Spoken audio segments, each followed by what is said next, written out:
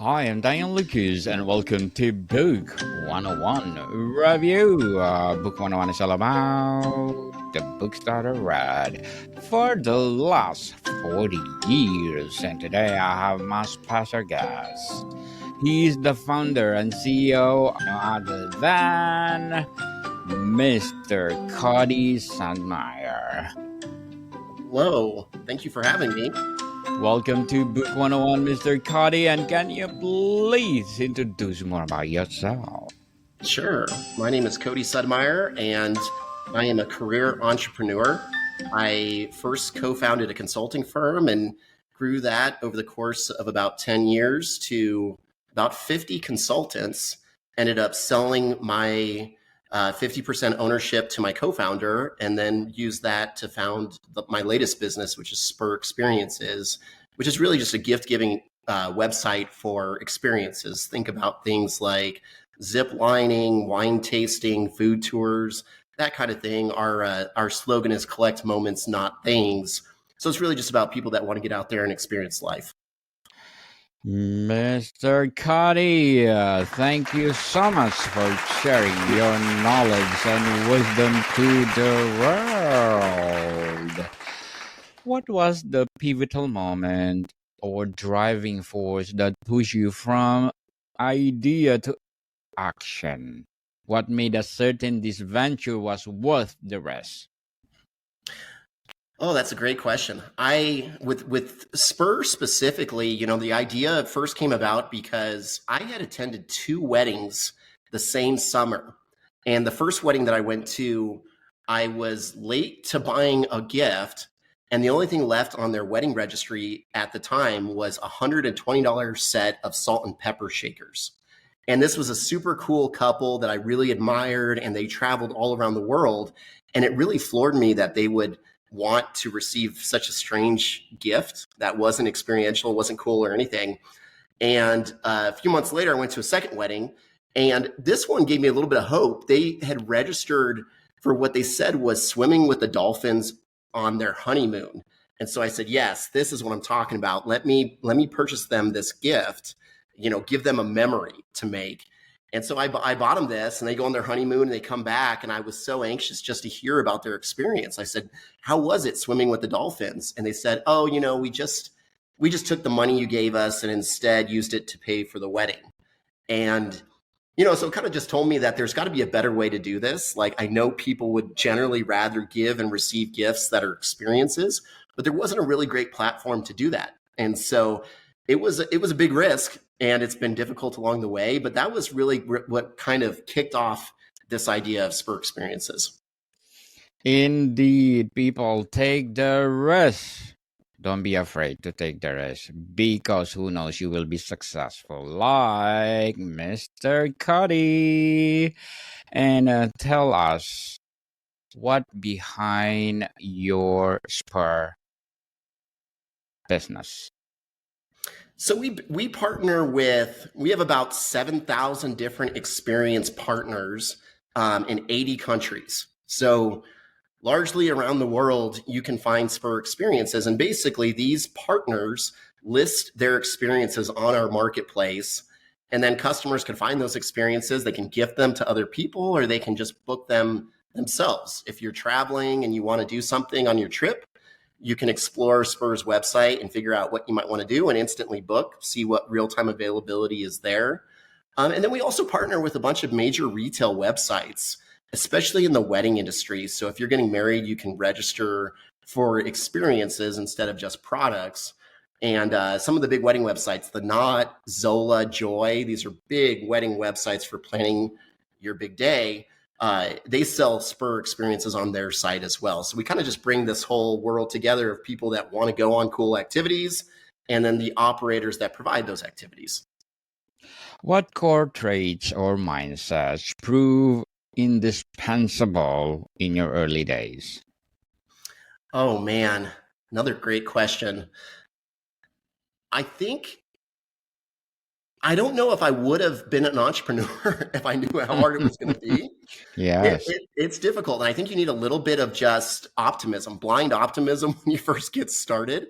It's not easy, and it's not for everybody. But I would say one thing that is really important for us is I come from a consulting background where we really focus on business operations, processes. One of my favorite books that I brought here as well talks about strategic management and what you do on a daily basis.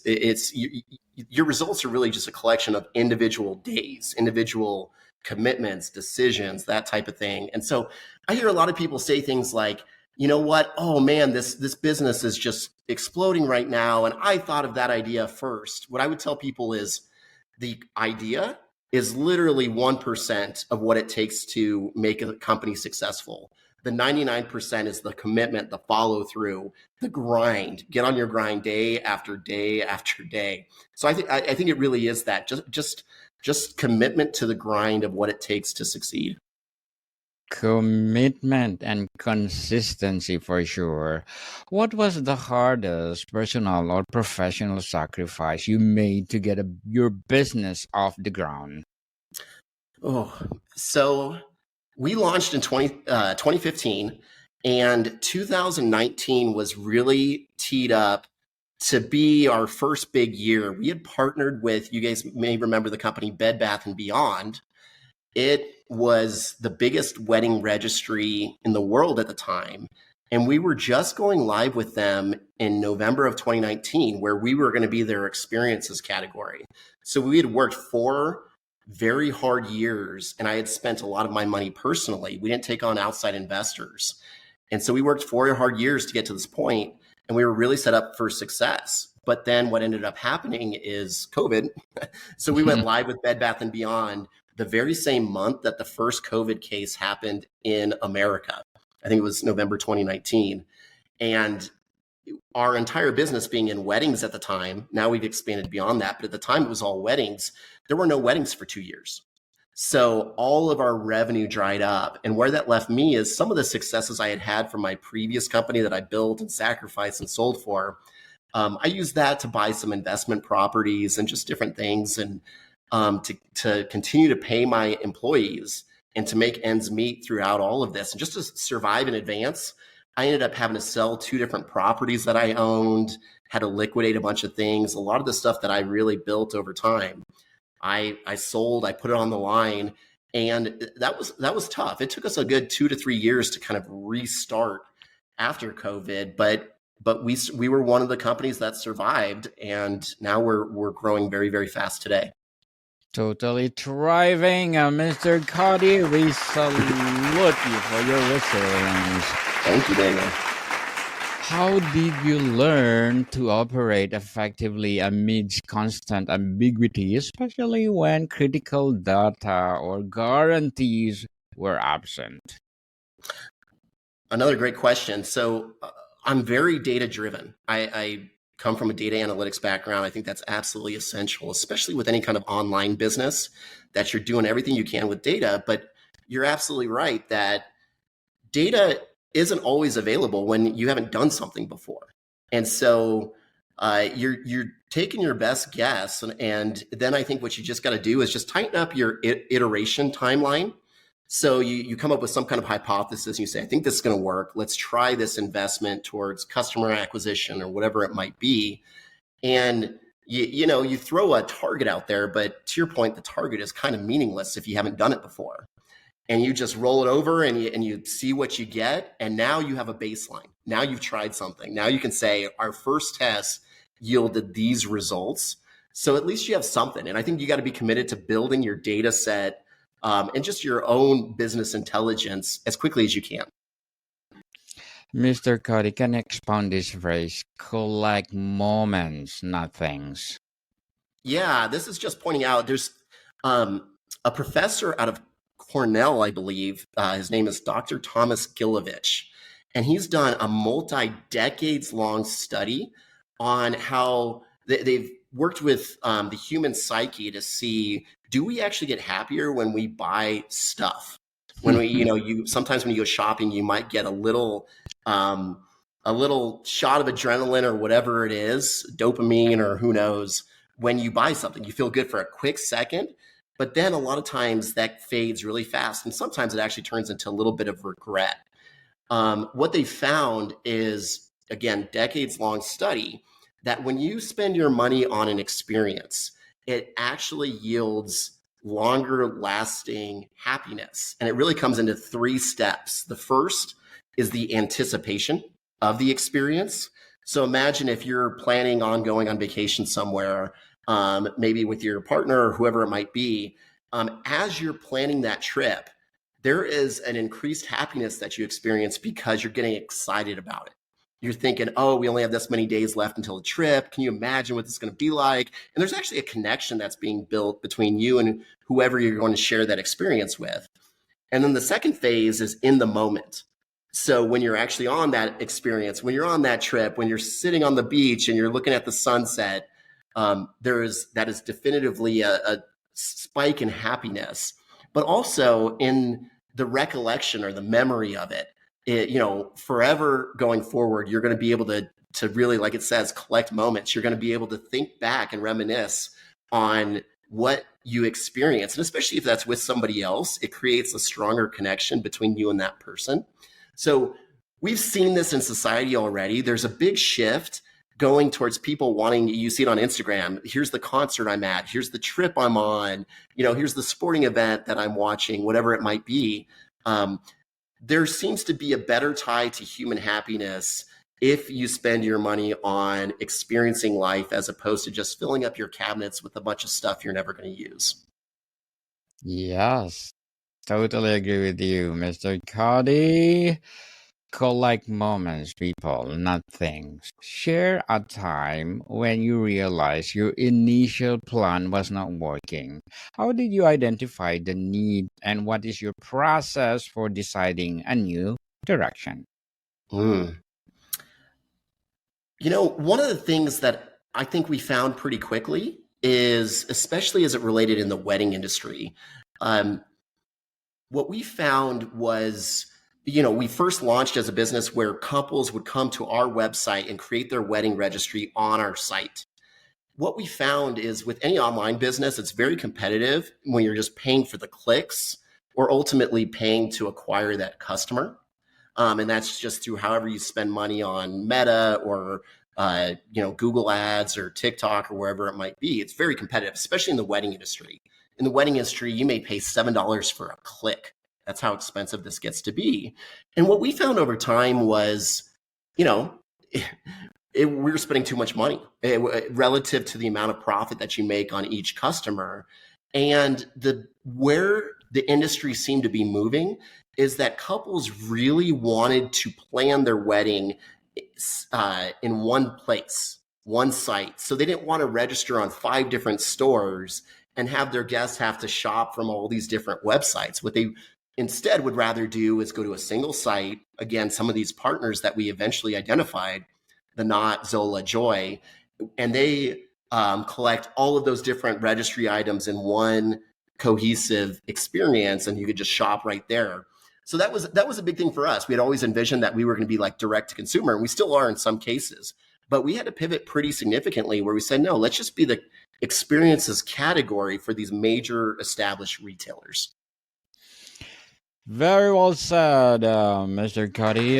Beautifully articulated. And as a founder and CEO, what are your short-term and long-term goals? Short-term, we're pretty excited about an influencer program that we just launched. And, what we see is, all of us have had some exposure. I mean, we're on a podcast right now, right?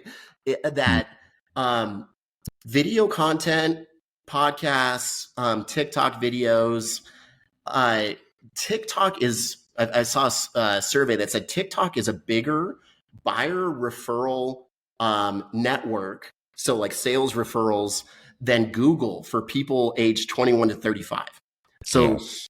Huge and hugely dominated by the influencers that are on the site. So what we're doing is we've launched this program where we combine influencers that have at least 50,000 followers on any of YouTube, Instagram, or TikTok.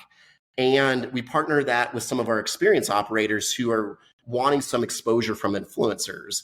And the experience operators can choose whether or not they want to comp an experience to our influencers, in exchange for them going on the experience, getting some good video content, posting to their socials, tagging our operator partner.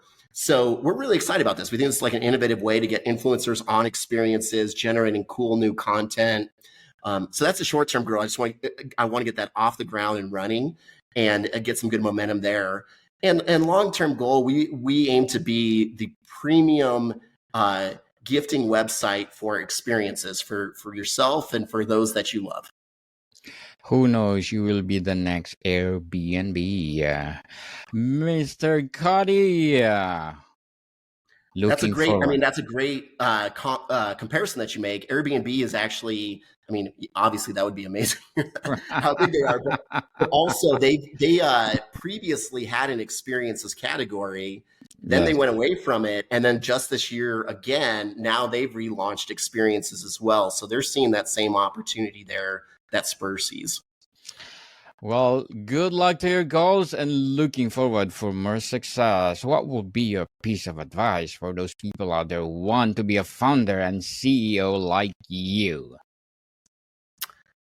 I would say it's largely a race to your first dollar of revenue. I think a lot of people wait too long and they want things to be too perfect. And I think what you really have to do is get into that fast feedback loop. I heard a quote once that said, if you're not at least a little embarrassed by your first release, then you waited too long to launch.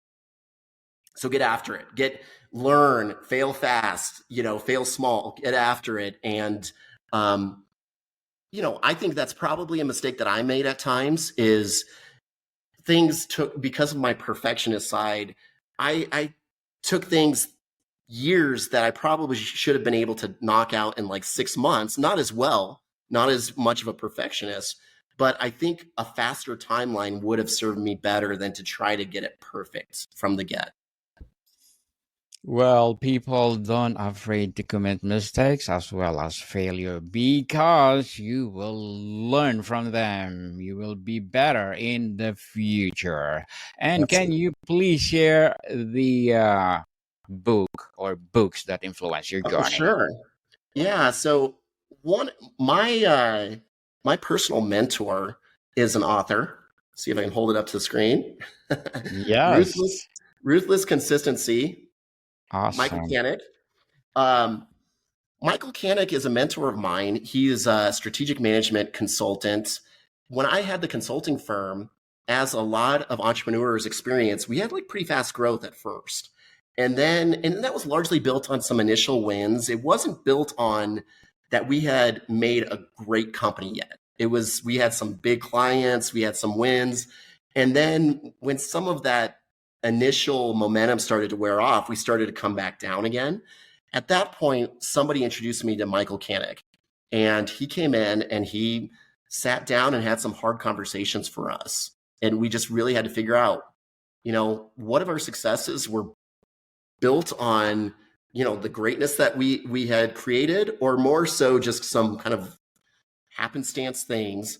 And what did we need to do to really prepare and, reinvent ourselves to achieve that next level of growth and turn it back around?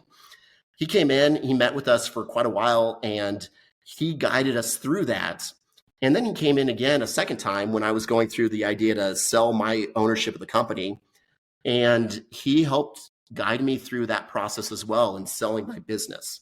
Now he's on the board of Spur, and he's been just hugely a great friend, but hugely inspirational and just a good coach for me.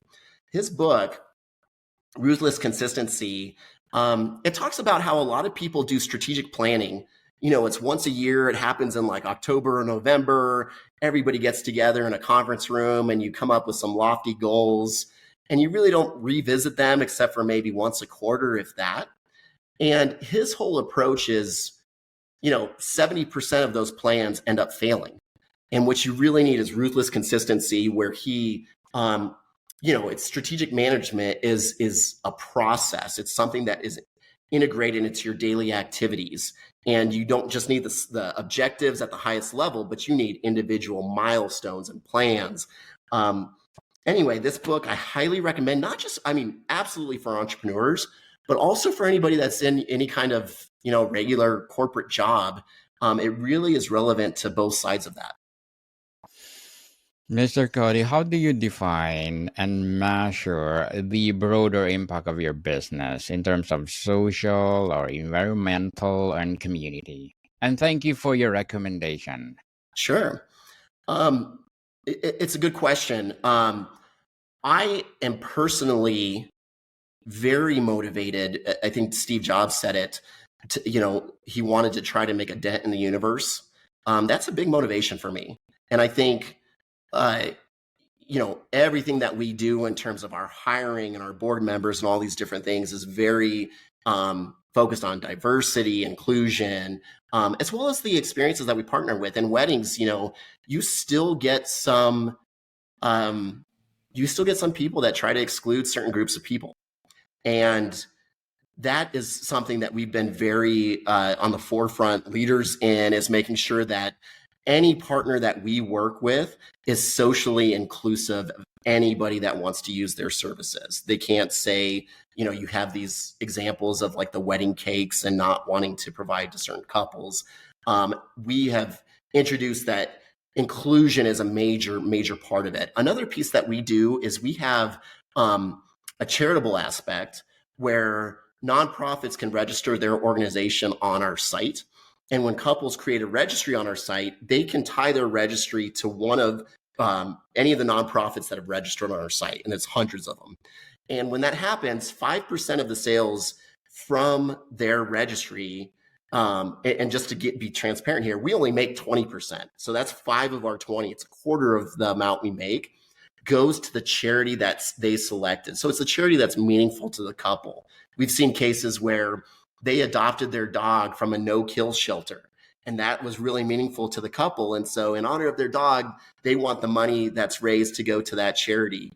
So that's integrated in our site as well. So it's a major focus on what we do as a business, but also just my own personal motivations. Mr. Cody, before we wrap up our discussion for today, I'm inviting you to please do listen to my other podcast, people. My other podcast, because my abstract essay is already in 5th season, abstract poetry in 2nd season, and of course my book 101 review in 5th season as well.